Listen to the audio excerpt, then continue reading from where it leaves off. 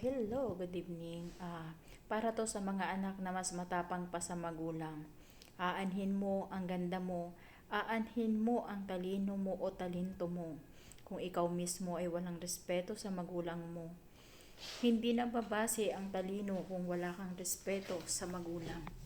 Darating ang araw kung ano yung ginagawa mo sa magulang mo, yun din ang gagawin sa'yo ng anak mo.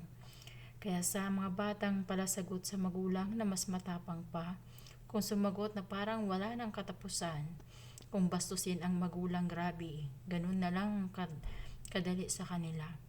Meron pang mga bata, sinisipa ang nanay, ang tatay, pinagdadamutan ng pagkain, ang hindi nila alam, wala sila sa mundo na to kung wala ang magulang nila. Para ipayo ko sa mga batang, mga bastos sa magulang, sana ang magulang ay minamahal. Dahil darating ang araw, magkakahiwa-hiwalay kayo at mawawala ang magulang. Baka doon ka magsisi, baka sabihin mo, sana nung buhay pa ang magulang ko, minahal ko na. Walang talino at galing at ganda kung bastos ka sa magulang mo.